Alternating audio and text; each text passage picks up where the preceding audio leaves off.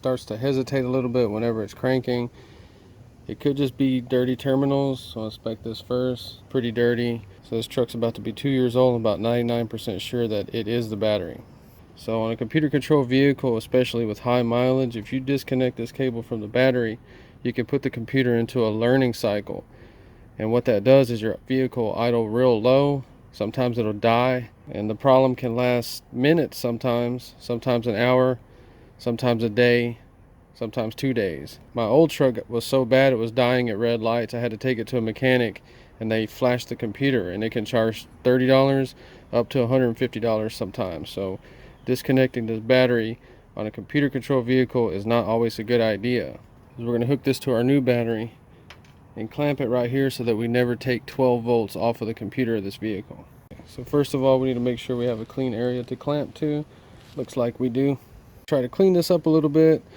Try to keep this nasty corrosive stuff on the battery. If this gets on your skin, it can make you itch. It can burn holes in your clothes, so be careful with it. Go ahead and remove this. Just remember that positive is red and chassis is ground. So if you touch your tool to those two right there, it's going to arc. Be very careful. Okay. So see, we're going to have to clean that up. Just going to loosen them just a little bit, make sure they're going to come off. So I thought I was going to be able to do it with the battery I'm putting in here, but I guess that's not going to work out. So we have an extra battery for my Chevelle. You may have to use jumper cables, somebody else's car.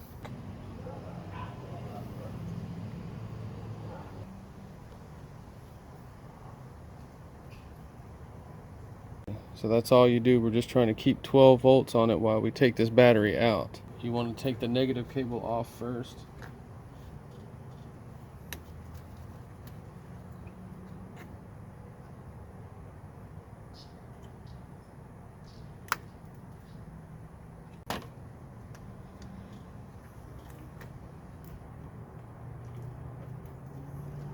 Now we can get it out. Dang, this battery's like extra hot right now. So now we need to clean our battery terminals as clean as we can get them. That's what this little tool is. You need one of these to get in here.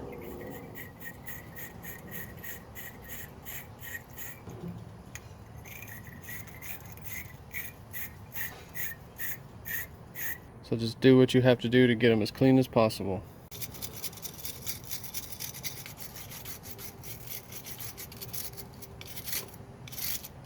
Okay, so they sell some sprays that kind of break some of that stuff up.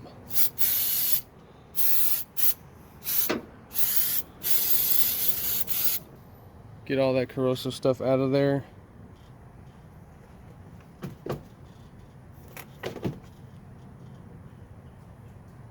Okay, so we're just going to wire brush this corrosion stuff off the best that we can. Hook all this stuff back up before you put the terminals on, because you may end up having to take the battery back out to figure out how this hooks in there.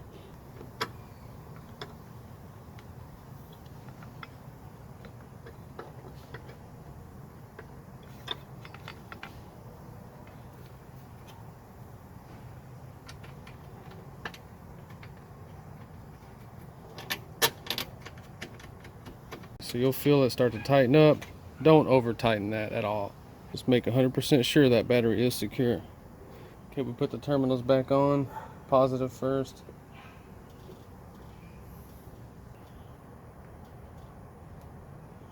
So just snug them up pretty good. You'll see it start to bend the terminal. Okay, so don't tighten them too much because you could possibly break that post off the battery. Okay, so now we can unhook these. Put that back on. Okay, and then wash your hands, because I can feel that stuff burning my hands up. So let's hear how it starts up now.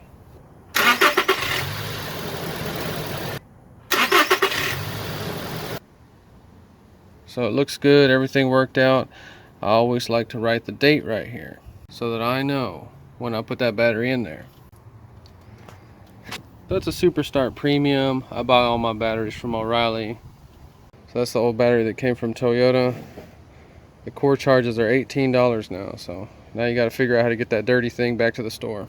Okay, so keeping the 12 volts on it like that guaranteed us that we're not going to go into that relearn cycle. So even though that 88G20 back there is fuel injected, it's not affected. You can take the battery out, it doesn't matter.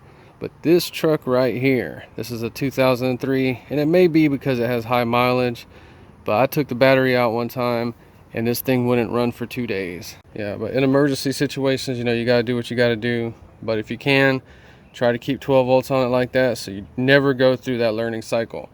Well, that's it for the video. If you enjoyed, please like and subscribe. Thanks for watching.